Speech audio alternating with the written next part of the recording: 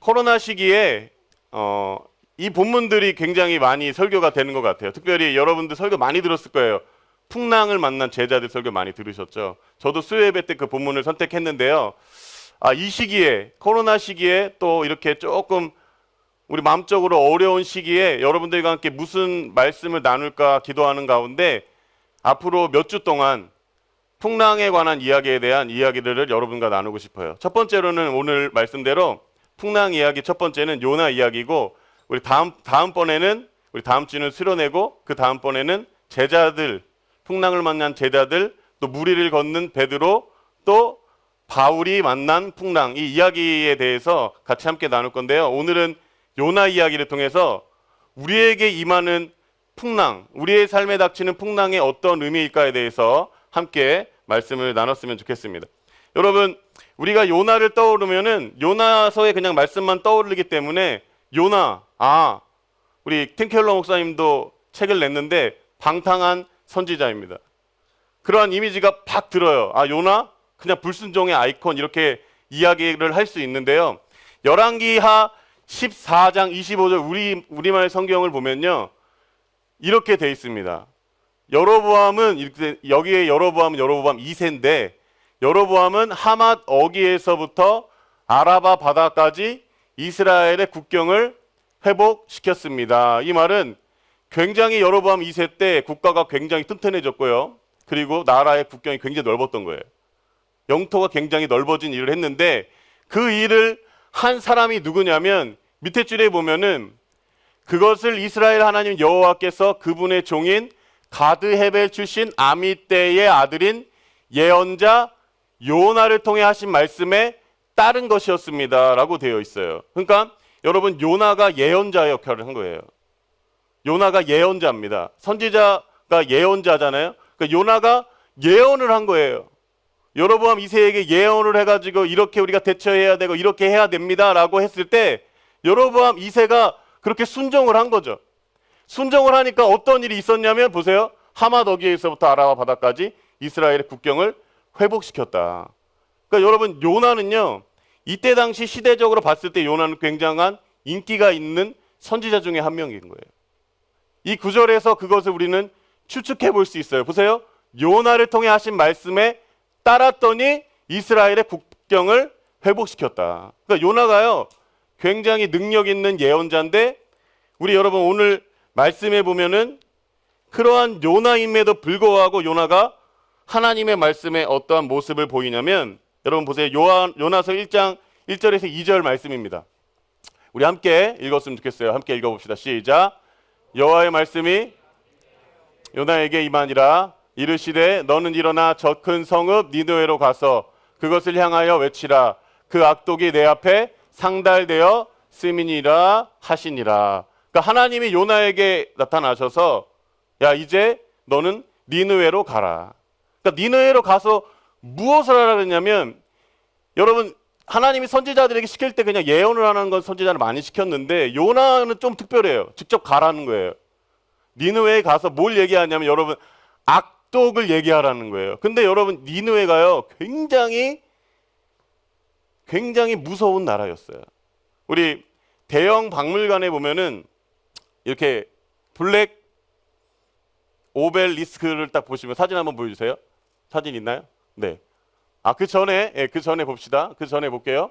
자, 예후 요나 선지자가 여로보암 2세 때 활동을 했는데, 예후가 그 전 왕이거든요. 그러니까 약간 50년 이상이 차이가 있잖아요. 근데 사진 한번 보여주세요.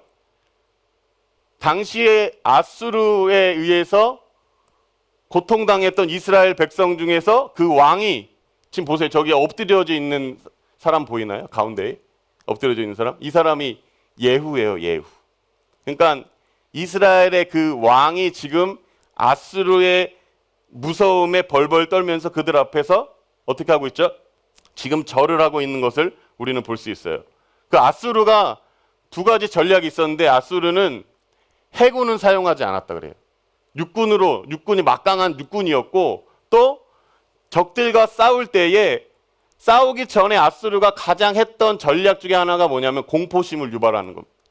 그러니까 이걸 어떻게 공포심을 유발시키냐면, 포로를 잡아가지고 포로를 완전히 잔인하게 포로를 괴롭히고 그것을 막 해골 이런 거를 막 성문에다 달고 이런 거를 막 전 세계가 다 알고 있는 거예요. 그러니까 이 아수르와 싸워보기도 전에 어때요? 아수르의 그러한 모습을 보면서 벌써 기선제압에서 벌써 지고 마는 거죠. 그게 이제 사진들이 있어요. 한번 보여주시겠어요? 여러분 로마 십자가형 전에 아수르에도 이런 모습이 있어요. 저기 이 오른쪽 그림을 보시면은 얼굴들이 막 이렇게 있잖아요. 얼굴들이. 이게 성문이거든요. 지금 성문에 뭐가 지금 달려져 있죠? 여러분 해골 바가지 얼굴들이 달려져 있는 거예요. 포로인들을 다 이렇게 잔인하게 지금 이들이 이렇게 포로민들을 그렇게 괴롭혔던 거예요. 그리고 그 가운데 그림 보시면 뭔가 이 장대에 사람이 매달려 있잖아요.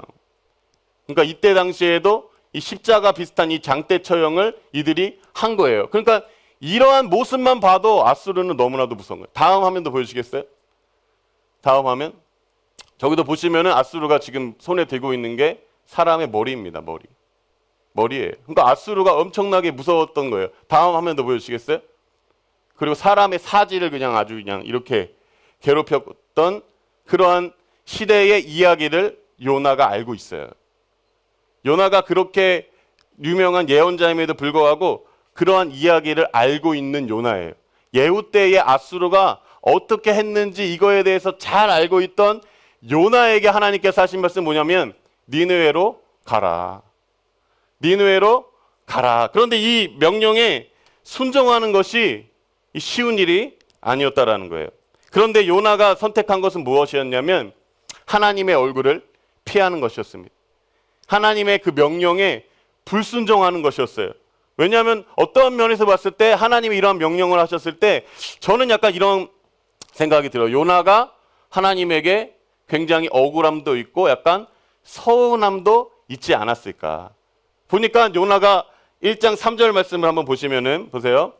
그러나 요나가 여호와의 얼굴을 피하려고 일어나 다시스로 도망하려 하여 또 요바로 내려갔더니 마침내 다시스로 가는 배를 만난지라 여호와의 얼굴을 피하여 그들과 함께 다시스로 가려고 배 싹을 주고 배에 올랐더라. 이렇게 되어 있는데요.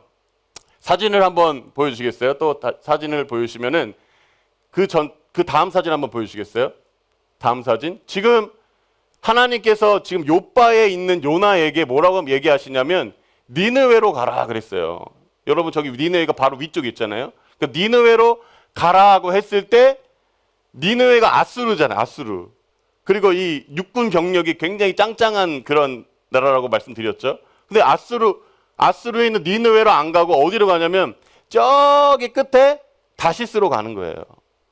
다시스. 제일 먼데 이 스페인 다시스로 가는데 거기도 한번 사진 한번 보여주시겠어요? 그러니까 여기인데 이게 영국령으로 지브롤터라고 이야기하거든요. 당시에 여기는 무엇을 의미하냐면 세상 끝입니다. 세상 끝. 이때 당시 사람들이 생각했을 때 여기는 세상 끝이에요. 그러니까 요나가 다시스로 갔다라는 것은 여호와의 얼굴을 완전히 피해서 이제는 여호와의 영역이 없는 하나님의 임재가 없는 곳으로 요나가 이제는 떠나려고 한 거예요. 완전히 하나님이 없는 곳으로 떠나려고 한 거고요. 항구를 타고 저기로 갔다는 것은 또 뭐냐면 아수르는 그 해군 능력이 없었다 그랬잖아요. 해군 병력들이 없었다 그랬죠. 아수르의 영역, 하나님의 영역에서부터 요나가요. 완전히 반대길로 떠나가고 있는 거예요. 이쪽 지역에 보면은 당시에 이 페니키아 선박의 그런 물품들이 많이 나왔다 그러는데 이 페니키아 선박을 탔을 것이다라고 사람들이 많이 예측을 하고 있어요. 전전사진으로 다시 한번 보여주세요. 전전사진. 그런데 이 페니키아 사람들이 타고 다녔던 이 선박, 이 사람들은 알파벳도 최초로 고안했던 사람들이고 이 선박도 굉장히 탄탄하게 지었던 사람들이에요. 기술이 굉장히 좋았던 거죠. 그러니까 요나는 지금 어떻게 하냐면 다시스로 갈 때 완전히 자신을 보호해줄 수 있는 짱짱한 선박을 타고 지금 여호와의 얼굴을 떠나려는 거예요. 여호와의 얼굴을 떠나려고 하는 거예요. 보세요. 요나서 1장 3절 우리 한번 읽어볼까요? 1장 3절 읽어봅시다. 시작. 다시스로 도망하려 하여 요바로 내려갔더니 마침 다시스로 가는 배를 만난지라 여호와의 얼굴을 피하여 그들과 함께 다시스로 가려고 100삭을 주고 배에 올라탔더라. 그러니까 하나님의 얼굴을 피하려고요, 배에 돈을 내고 타는 거예요. 여러분, 요나가 어떠한 희생을 치러서라도 그냥 하나님의 임재로부터, 그냥 하나님으로부터 떠나려고 하는 그러한 요나의 모습을 우리는 볼 수 있어요. 여러분, 요나가 하나님의 사람이 아닌 사람이 아니에요. 요나 하나님의 사람이에요. 요나가 1장 9절 말씀에 보면 어떻게 고백하냐면요, 요나의 입술에서 이렇게 고백하는 거예요. 그가 대답하되 나는 히브리 사람이고 바다와 육지를 지으신 하늘의 하나님 여호와를 경외하는 자로다. 이렇게 고백하고 있어요. 요나가 믿음이 없는 사람이 아니에요. 뭔가 요나의 마음에 이성적으로는 하나님을 알고 있지만 감성적으로는 하나님으로부터 뭔가 서운함이 담겨 있는 모습을 우리는 볼 수 있어요. 그래서 하나님의 임재로부터 떠나려고 하고 있는데, 여러분, 요나는 하나님의 사람입니다. 요나는 하나님의 사람이에요. 임재로부터 떠나려고 할 때 하나님이 가만두시지 않는 거예요. 여러분, 요나서 1장 4절 말씀 보십시오.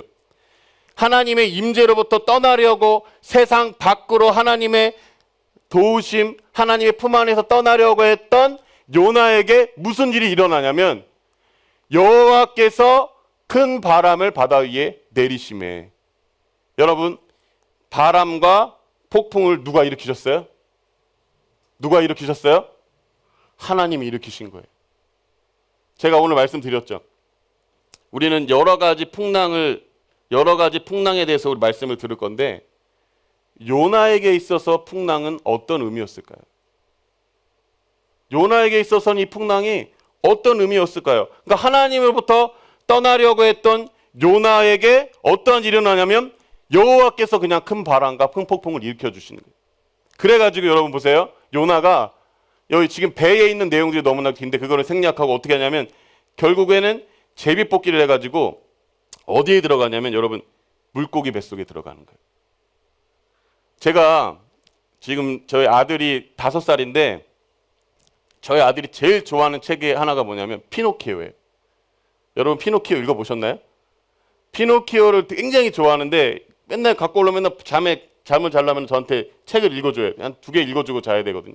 딱 갖고 오면 막 뛰어와가지고 맨날 그 피노키오 책 딱 갖고 오거든요. 근데 피노키오 책이 굉장히 감동이 있어요. 여러분 아십니까? 되게 감동이 있거든요. 왜냐하면 제페토 할아버지가 피노키오를 만들잖아요. 그러니까 천사가 여기에다가 그냥 생명이 되게 만든 거예요. 피노키오가 완전 생명 있게 만든 거예요. 근데 제페토 할아버지하고 막 잘 지내다가 피노키오가 막 거짓말을 하고 말 안 듣고 막 따고 막 딴 데 가고 그러니까 제페토 할아버지가 피노키오를 데리려고 가다가 물에 빠져가지고 고래 뱃속에 들어간 거예요. 그 소식을 듣는 거예요. 제페토 할아버지 집에 딱 왔는데 할아버지 어디 있어? 그랬더니 새가 제페토 할아버지 너 찾으러 갔다가 지금 고래 뱃속에 들어갔다 그래가지고 피노키오가 할아버지 어디에요? 할아버지 어디에? 해가지고 바닷속에 들어갔더니 때마침 고래가 딱 삼켜 먹었는데 거기에 제페토 할아버지가 있어요. 제페토 할아버지 죄송해요 잘못했어요. 이게 얼마나 눈물 난지 몰라요. 이게 되게 감동했거든요. 저는 여기가 은혜가 있대요. 은혜가. 저는 저희 할아버지가 막 생각이 나고요. 제 윤호한테 읽어줄 때 막 이런 얘기예요. 저희 아버지가 성함이 임준근 목사님이거든요. 임준근 할아버지가 이렇게 하면서 임준근 할아버지 이렇게 얘기를 해요. 할아버지 이름 붙여가면서 임윤호 피노키오가 막 이러면서 얘기하는데 딱 어떻게 하는 줄 아세요? 거기서 할아버지하고 피노키오가 불을 딱 피니까 고래가 아따 해가지고 뱉어가지고 육지로 나오거든요. 저는 이 요나의 이야기가 이 피노키오 이야기가 굉장히 비슷한 것 같아요. 근데 보세요. 지금 요나가 어떻게 됐냐면 여호와께서 어떻게 하냐면 1장 17절 말씀 보십시오. 1장 17절. 여호와께서 또 보시면은요. 바람을 일으키신 여호와께서 물고기를 또 예비하시는 거예요. 근데 물고기를 예비해 가지고 지금 요나가 어디에 들어가 있냐면 물고기 뱃속에 들어가 있습니다. 이래 가지고 이 이야기가 이거는 완전히 우화다. 요나서 이야기는 이게 성경 이야기가 아니다. 이거는 그냥 우화다라고 생각하는 사람이 되게 많이 있거든요. 그런데 사진 한번 보여주세요. 향고래가 있대요. 향고래. 향고래는 이 지중해에 있대요. 지중해에. 그러니까 지금 요나가 지금 지중해를 타고 있는 거거든요. 여기가 지중해예요. 요나가 지금 다시스로 가는 그 배가 거기가 지금 지중해거든요. 그 지중해에는 이 뭐가 있냐면 향고래가 있는데 태평양에는 여러분들 많이 들어보셨죠? 흰수염고래. 근데 그 흰수염고래는 이 목구멍이 적대요, 적대. 그래가지고 얘네가 맞나요? 목구녕.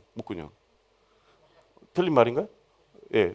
목구멍이 적어가지고 큰 거 못 먹어요. 그래가지고 뭐 새우, 뭐 조그마한 뭐 이거 물고기 먹는데. 근데 여기 지금 이 향고래는요, 목구멍이 커가지고 이 인간도 삼킬 수 있다라는 거죠. 그러니까 이 지중해에 이 향고래가 있었다라고 이야기하는데 이 이야기를 바탕으로 지은 소설이 다음 화면 보시면은 여러분 이 이야기 아시나요? 이 소설 아시나요? 모비딕 이야기입니다. 등장하는 고래가 바로 이 향고래예요. 향고래. 그리고 더 놀라운 게 뭐냐면 이 구글에 나온 이야기인데 다음 화면 넘겨주시면은 구글에 보면은 1891년도 7월에요. 제임스 바틀리라는 사람이 향고래 뱃속에 있었다가 생존한 사건이 있대요. 이 실제 사건인지는 여러분들이 구글 찾아보신 다음에 한번 생각해 보십시오. 그러니까 요나가 물고기 뱃속에 있었다는 게 단순히 그냥 우화의 이야기가 아니라 우리가 알고 있듯이 그냥 이러한 이야기 가운데에서 이러한 사건이 있었다라는 거죠. 근데 더 재미있는 것은 요나서는 그러면 왜 고래라고 안 썼나? 그거는 이 고래라는 단어가 다음 화면 넘겨주시면은 이 8세기 당나라 시인인 두보라는 사람이 고래라는 단어를 처음 썼대요. 그러니까 8세기니까 벌써 요나 시대하고는 굉장한 그 시대적 차이가 있잖아요. 그러니까 당연히 성경 시대에는 이 고래라는 단어를 모르는 거예요. 그러니까 물고기라고 하는 거예요. 그러니까 우리는 고래라고 여기 했겠죠. 지금 상황이면은 고래 뱃속에 들어갔다고 얘기했겠지만 고래가 아닌 거죠. 여러분 보세요. 이 이야기 실제 이야기입니다. 믿으십니까? 아멘? 여러분 성경 이야기 실제 이야기예요. 굳이 이렇게 뭐 고대적으로 뭐 고대 유물을 보고 뭐 이런 거 고고학적으로 판단하지 않아도 여러분 성경은요 영감으로 되어 있기 때문에 하나님의 진짜 진리임을 믿습니다. 여러분 그래가지고 지금 요나가요 지금 이 고래 뱃속에 있는 거예요. 근데 놀라운 게 뭐냐면 요나는 하나님의 품을 떠나서 가장 안전한 배에 있을 때 그것이 자신의 삶을 지켜줄 줄 알았죠. 다시스로 가서 이제는 하나님의 그런 명령도 없이 하나님의 그러한 통치도 없이 세상 밖에 나가면 정말 안정된 삶을 살 줄 알았는데 여러분 그 길을 걷는 그 걸음부터 요나는 내리막길을 걷고 있는 거예요. 바로 내리막길인 하나님의 임재, 하나님의 얼굴을 떠난 그 요나의 발걸음이 내리막길을 걷고 있는 거예요. 요나서 1장 3절 말씀을 한번 보면은요. 보세요. 이 히브리어 중에서 야라드라는 단어가 있는데 이게 내리막길로 가다, 내려가다라는 뜻인데 요나가 1장 3절에부터 여호와의 얼굴을 피하잖아요. 일어나 다시스로 도망하여서 요바로 내려가는 거예요. 여기서부터 1단계 내려가는 거죠. 그 다음에 보세요. 밑에 보시면 여호와의 얼굴을 피하여 그들과 함께 다시스로 가려고 배에 돈을 내고 배에 올라탔더라. 그러니까 올라탔는데 이게 무슨 단어를 썼냐면 야라드예요. 내리막길이에요. 요바로 내려가고 요바 항구로 내려가고 배에 올라타는 그런 순간이 다 요나의 인생의 내리막길로 가는 인생. 그 다음에 또 다음 구절을 보시면은 사공들이 두려워하여 각각 자기의 신을 부르고 또 배를 가볍게 하려고 그 가운데 물건들을 바다에 던지니라. 그러나 요나는 배 밑층에 내려가서 그러니까 지금 완전히 요나는 배 밑층에 또 내려가서 잠을 자고 있는 거죠. 그 다음에 2장 말씀 보십시오. 2장 6절 말씀 보면은 이제 보세요. 내가 산의 뿌리까지 내려갔사오며 그러니까 완전히 하나님의 임재로부터 완전히 땅바닥까지 떨어져 있는 그 상태입니다. 여러분 여호와의 임재를 벗어나려고 했던 요나의 모습이 어떤 모습입니까? 진정한 그 페니키아 선박에서 안정을 취하려고 했고 다시스로 갔을 때 안정된 삶을 살려고 했겠죠. 근데 그게 정말 안정된 삶이었나요? 아니에요. 여러분 하나님을 떠났을 때 그게 잠시는 안정된 삶이 될 수 있지만 그것은 내리막길입니다. 하나님의 말씀에 불순종한 삶은요. 그 순간은 안정되고 그 순간 좋은 삶이라고 생각할지 모르겠지만 여러분 그 삶은 바로 내리막길의 삶임을 여러분들이 꼭 기억하시기를 바랍니다. 요나의 삶이 그랬어요. 그런데 이 요나가 밑바닥까지 내려갔던 요나가 어떠한 모습으로 바뀌냐면 1장의 모습을 보면 요나는 하나님의 뜻을 거부하고 자기의 뜻대로 자기의 길을 걸어가고 있어요. 근데 2장에 보시면은 지금 요나가 어디에 있죠? 여러분 요나가 어디에 있나요? 2장에는? 어디에 있어요? 어디에 있어요? 물고기 뱃속에 있어요. 상황이 완전히 최악인 상황입니다. 근데 그 상황에서 요나가 무엇을 하고 있냐면 요나서 2장 1절 말씀이에요. 함께 읽어봅시다. 시작.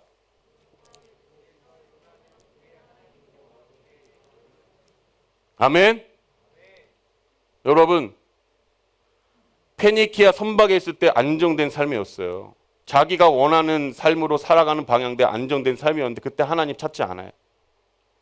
근데 고래 뱃속에 있을 때에 그때야 요나가 하나님께 기도를 드리고 있는 거예요. 1장에서의 삶은 굉장히 어떻게 보면 겉으로는 완벽한 삶이고 안정된 삶일지 모르겠지만 하나님을 찾지 않아요. 근데 요나의 뱃속에 있을 때에 그때 하나님을 찾게 되는 거예요. 여러분 요나에게 풍랑이 재앙인가요? 저는 하나님의 사랑이라고 믿어요. 할렐루야? 하나님의 사랑입니다. 여러분 요나가 물고기 뱃속에 있을 때 얼마나 무서웠을까요? 요나서 2장 2절 말씀을 한번 봅시다. 자, 다시 한번 요나서 2장 2절 말씀 한번 읽어볼게요. 시작.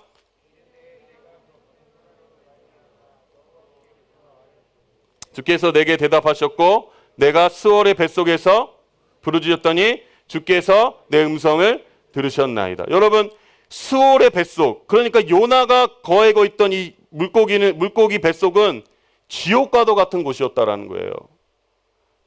상황이 완전히 최악인 가운데에서 요나가 어떻게 생각하냐면 그때서야 하나님을 찾기 시작하고 기도하기 시작하고 그때서야 하나님의 음성을 듣기 시작한 거예요. 여러분 이 상황에서 요나가 하나님의 은혜를 알기 시작한 겁니다. 요나서 2장 3절 말씀에 보면 여러분 물고기 뱃속의 상황을 잘 설명해 주고 있어요. 물고기 뱃속이 무슨 호텔방이 아니었어요. 여러분 거기서 기도할 수 있는 상황이 아니었다라는 거예요. 물고기 뱃속에서 어떻게 기도를 할 수 있겠어요? 물고기 뱃속이 얼마나 흔들리고 있는 가운데 그게 기도가 나오는 상황입니까? 기도하려면 페니키아 선박에서는 기도할 수 있겠죠. 상황이 좋잖아요. 근데 거기선 기도 안 해요. 근데 물고기 뱃속에서 기도를 하는데 이 상황이 뭐냐면 큰 물이 나를 둘렀고 주의 파도와 큰 물결이 다 내 위에 넘쳤나이다. 그러니까 완전히 물고기 뱃속 안에 있는데 완전히 물고기 뱃속에서 이리쿵 저리쿵 하면서 지금 고통당하고 있는 거예요. 그 다음에 재밌는 장면이 있어요. 2장 5절 말씀에 보면은 바다풀이 내 머리를 감쌌나이다 이렇게 되어 있는데 그 고래가 막 여러 가지를 먹을 거 아니에요. 고래가 막 요나를 안에 두고 있어도 막 여러 가지를 먹을 거 아니에요. 그러니까 막 미역줄기 뭐 이렇게 뭐 뼈 따고 막 이래가지고 막 여러분 요나가 지금 기도할 수 있는 상황이 저같이 깔끔 떠는 사람들은 기도 안 해요. 여러분 제가 깔끔 떨 것 같나요? 깔끔 안 떨 것 같나요? 죄송합니다. 분위기가 좀 약간 그래가지고 지금 좀 분위기가 굉장히 좀 심각한 것 같아가지고 여러분 저 같은 경우는 기도할 때도 뭔가 좀 이렇게 머리도 감고 예배 드릴 때 가족 예배 드릴 때도 뭔가 차려입고 저는 그래요. 뭔가 이제 좀 이렇게 정리정돈이 좀 돼야 되는데 여러분 바다풀이 막 내 머리를 막 감싸고 막 오물이 막 이렇게 들어온 상황에서 기도가 나오나요? 근데요 이 요나가 하나님을 피하려고 모든 방법을 다 동원하고 그렇게 하려고 했지만 하나님이 요나를 잡잖아요. 그걸 물고기 뱃속에 다 하나님께서 집어넣으시잖아요. 근데 물고기 뱃속에서 이제 그제서야 요나가 뭘 아냐면 하나님의 본심을 알기 시작한 거예요. 그제서야 아는 거예요. 여러분 풍랑 가운데 있을 때에 깨닫는 게 있어요. 그 전에는 못 깨달아요. 근데 풍랑이 임해야지만이 갑자기 눈이 떠질 때가 있어요. 하나님의 나를 향한 의도가 뭔지 깨달을 때가 있어요. 요나서 2장 7절 말씀 보세요. 내 영혼이 내 속에서 피곤할 때에 여러분 그때 물고기 뱃속이에요. 그때 뭐 하냐면 내가 여호와를 생각했다. 아멘. 끊어졌던 기도가요. 여러분 기도할 수 없는 그 상황으로 하나님께서 몰아세우신 다음에 풍랑을 만나게 하신 다음에 풍랑 항복판에서 물고기 뱃속에 넣으신 그 하나님께 요나가 기도하기 시작한 거예요. 그리고 그제서야지만이 하나님의 본심을 깨닫게 된 거예요. 여러분 저는 우리 청년 여러분들이 풍랑 없는 삶을 살았으면 좋겠어요. 아멘. 근데 혹시나 풍랑이 있더라도 여러분들이 이 풍랑을 해석할 수 있는 믿음의 사람들이 되기를 간절히 소망합니다. 목사로서 제가 이번 주에도 한 자매와 가정으로 초대해가지고 대화를 나누면서 간단하게 신방을 했는데요. 이 자매의 상황을 보니까 완전히 계속 풍랑이에요. 삶이 풍랑이에요. 제가 해줄 말이 없더라고요. 제가 이 자매하고 대화를 하는데 해줄 말이 없어요. 제가 어떤 신학적인 근거로 가지고 신학적인 얘기, 어떤 얘기 제가 경험한 것보다는 제가 볼 때는 10배는 더 고통스러운 일을 많이 경험하셨더라고요. 제가 할 말이 없어요. 그냥 풍랑 가운데 있는 거예요. 그냥 풍랑 가운데 있는 이 자매에게 제가 그냥 이렇게 딱 한마디 했어요. 자매님, 지금 풍랑 가운데 있는 것이 끝이 아닙니다. 그게 끝이 아니에요. 여러분 하나님이 이 자매님을 향한 그 계획 가운데 지금 지극히 그 한 부분인 거예요. 그것은 반드시 이 어려움이 끝날 때가 있다라는 거예요. 그러면서 제가 위로가 됐겠어요? 그래도 제가 막 용기를 주고 싶어서 막 얘기를 해가지고 그 자매하고 대화를 끝냈는데 여러분 풍랑이 너무나도 싫죠. 근데 어떤 사람들은 풍랑이 있어야지만이 하나님을 붙드는 자들이 있어요. 하나님이 그렇게 낮추실 때가 있다라는 거예요. 여러분 요나의 고백을 보세요. 2장 9절 말씀입니다. 요나의 고백을 보세요. 나는 감사하는 목소리로 주께 제사를 드리며 나의 서원을 주께 갚겠나이다. 그리고 보세요. 얼마나 멋있는 고백입니까? 우리 한번 노란 글씨 읽어봅시다. 시작. 할렐루야. 요나가 뱃속에서 고백하는 거예요. 감사하겠나이다. 그리고 구원은 주님께 속합니다. 그 물고기 뱃속에서 하나님의 계획을 다 이제 깨닫게 되고 하나님의 본심을 알게 되는 거죠. 여러분 그것은 풍랑 가운데 물고기 뱃속이어야지만이 깨닫는 것들이 있다라는 거예요. 그런데 더 놀라웠고 은혜가 되는 건 무엇이냐면 요나서 2장 10절 말씀 한번 보세요. 10장 말씀. 자 여기 우리 성경에는 가려져 있는데 이렇게 되어 있어요. 그리고 여호와께서 그 물고기에게 말씀하심에 요나를 육지에 토하니라.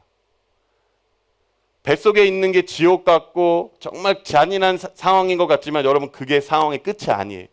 반드시 육지에 도달하는 날이 있다라는 거예요. 고난이 끝이 아니라는 거예요. 고난 끝에 하나님이 뜻하신 하나님의 계획이 있다라는 거예요. 할렐루야. 여러분 성경의 인물을 보면은 정말로 하나님께 귀하게 쓰임받는 성경의 인물들 대부분을 보면은 거의 밑바닥을 긴 인생들이 너무나도 많이 있죠. 여러분 베드로 예수 그리스도의 수제자임에도 불구하고 베드로가 언제 가장 밑바닥으로 내려가나요? 예수 그리스도 3번 부인했을 때 밑바닥으로 내려가요. 다 밑바닥으로 내려가는 인생들이 있어요. 그리스도인들도요. 다 정상에 있었다가도 다 밑바닥 가운데에 내려가지만이 근데 그때가 경험해야지만이 하나님의 은혜를 경험할 수가 있어요. 예수님 밖에 없을 때 내 삶에 다 사라지고 소망도 사라지고 다 없어요. 근데 내 삶에 예수님만 있어요. 근데 그때서야 우리는 깨닫는 거예요. 그때서야 예수님만 있으면 되는 것이었구나. 그거는 예수님을 다 잃고 나서야 아는 예수님 외에 다른 것을 다 잃고 예수님만 내 삶에 남았을 때 깨닫게 되는 거죠. 그러니까 우리가 인생의 가장 밑바닥에 있을 때 하나님께서 우리를 때로는 밑바닥에 우리를 내려 놓으신 이유가 뭐냐면 하나님의 본심을 깨닫게 하기 위해서. 여러분들의 삶에 고난과 풍랑이 있는 이유가 뭐냐면 그 풍랑과 고난이 없었다면 여러분은 어쩌면 하나님을 찾지 않았을 수도 있어요. 어쩌면 그 다시스로 넘어가서요. 그냥 거기에서 사는 거예요. 다시스 넘어서 세상 밖에서 사는 거예요, 여러분. 근데 여러분을 세상 밖에 살지 못하도록 하나님이 추적하셔서 큰 바람을 일으키고 큰 폭풍을 일으켜가지고 여러분을 끄집어내가지고 물고기 뱃속에 넣어가지고 거기서 완전히 뒤집어 엎으셔가지고 그곳 가운데서 기도하고 하나님 붙잡게 하는 거. 이게 하나님의 사랑입니다. 할렐루야? 이 하나님의 사랑, 이거 없으면 여러분 그냥 세상 밖에서 사는 거예요. 따라해 봅시다. 풍랑은 하나님의 사랑이다. 근데 저는 분노하시는 하나님에 대해서 여러분 어떻게 생각하세요? 이 분노하시는 하나님에 대해서 여러분들은 어떤 생각이 드십니까? 현대 우리 그러한 성경 보는 사람들도 있잖아요. 구약의 하나님은 완전히 진노의 하나님. 근데 신약의 하나님은 사랑의 하나님. 여러분 신약하고 구약하고 한번 비교해 보세요. 구약에는 약간 좀 잔인해요. 하나님이. 안 그런가요? 여러분 여리고성 아까 전에 막 여리고 노래 찬양했죠. 와, 그런데 여러분 그 여리고 어떻게 했나요? 점령 그 여리고 여리고 모든 그 점령 싸움들이 하나님이 인간을 사랑하시는데 하나님이 딱 어떻게 했어요? 다 죽여버려라. 여러분 이거 어떻게 해석하세요? 여러분 하나님이 사랑의 하나님인데 막 전쟁에서 죽이라 그러잖아요. 다 죽여라 막 이러잖아요. 이거하고 신약의 하나님하고 이게 좀 이해가 안 돼요. 신약의 하나님은 내 이웃도 사랑, 원수도 사랑하고. 여러분 이거 좀 이해되나요? 근데 이 구약을 보면은 오늘 요나서를 보면은 현대인들은 조금 이해가 안 되네, 약간. 아, 하나님 뭐 이렇게 분노하시고 요나가 뭘 잘못했다고 막 풍랑 가운데 넣고 막 물고기 뱃속에 넣었다가 막 이렇게 해가지고 하나님 왜 그러시나? 왜 그러시나? 우리 그 생각 들지 않아요? 여러분 보세요. 요나서 1장 15절 말씀에 보면은 요나가 바다로 딱 던져지니까 바다가 뛰노는 것이 곧 그쳤다. 이렇게 돼 있어요. 그러니까 지금 폭풍의 이 분노, 그러니까 하나님의 분노가 이 폭풍에 나타나 있는 거죠. 하나님의 분노, 이 죄에 대한 분노가 이 바다의 폭풍, 그 큰 바람 폭풍 가운데 나타나 있는 거예요. 근데 요나가 딱 물에 던져지니까 이게 곧 그친 거예요. 분노가 딱 가라앉은 거예요.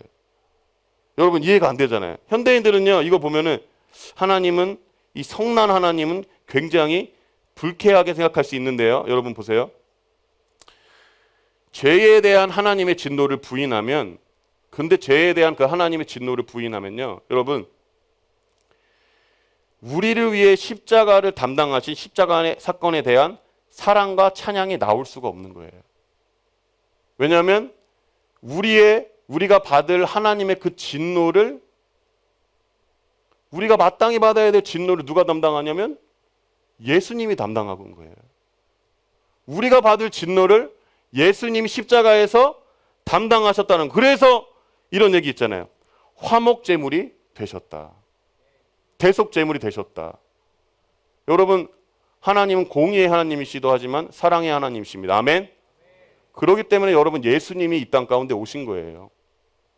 공의의 하나님이 계신 거예요. 죄에 대해 분노하시는 하나님의 모습이 우리는 반드시 그것도 기억해야 됩니다. 죄를 미워하시고 죄에 대해 분노하시는 그 하나님도 우리는 알고 있어야 되고요. 또 우리를 사랑하시는 그 하나님도 알고 있어야 돼요. 이 균형이 굉장히 중요하다라는 거죠. 여러분 우리가 이 본문을 보면은 하나님이 왜 이렇게 화를 내시고 왜 이렇게 어려움을 주시는가라고 이야기할 수 있지만 이 본문은 단순히 이러한 사건으로만 끝나지 않아요. 예수님이 요나의 표적에 대해서 이야기하시거든요. 여러분 한번 읽어볼까요? 마태복음 12장 말씀입니다. 한번 읽어볼게요. 시작.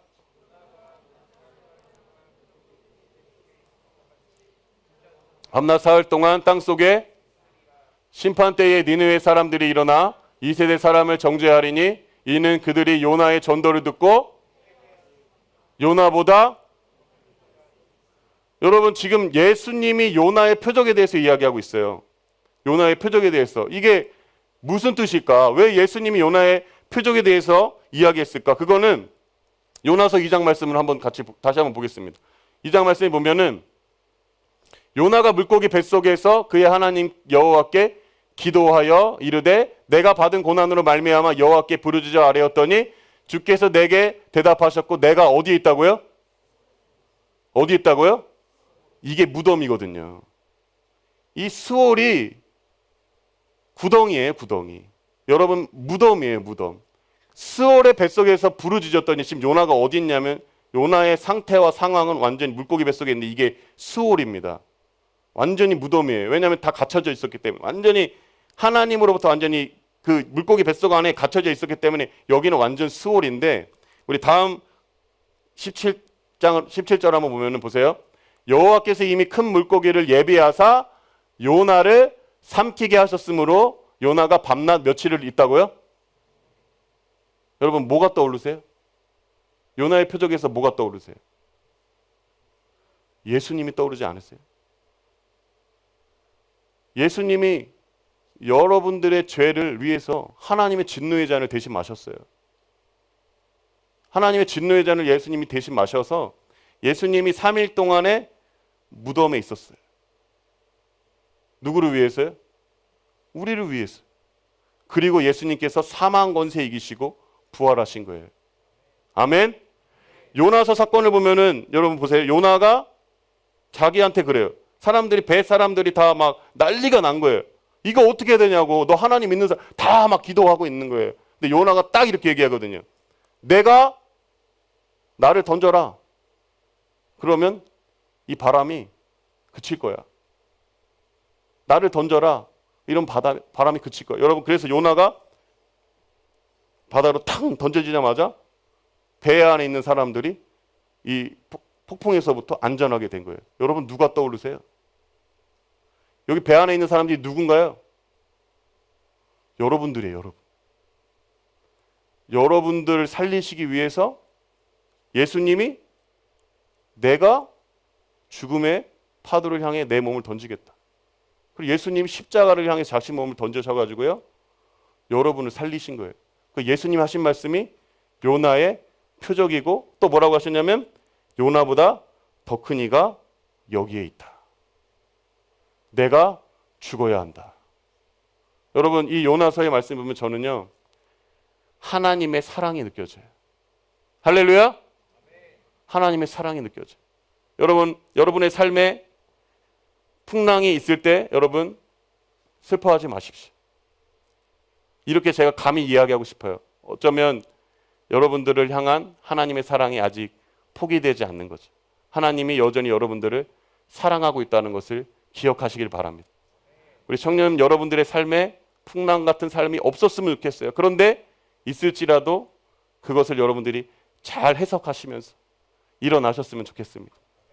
풍랑 가운데에서도 우리를 추격하시는 그 하나님, 하나님을 떠나고자 하는 사람들을 끝까지 그 붙드시는 하나님을 우리 붙드시는 2022년 되길 간절히 소망합니다.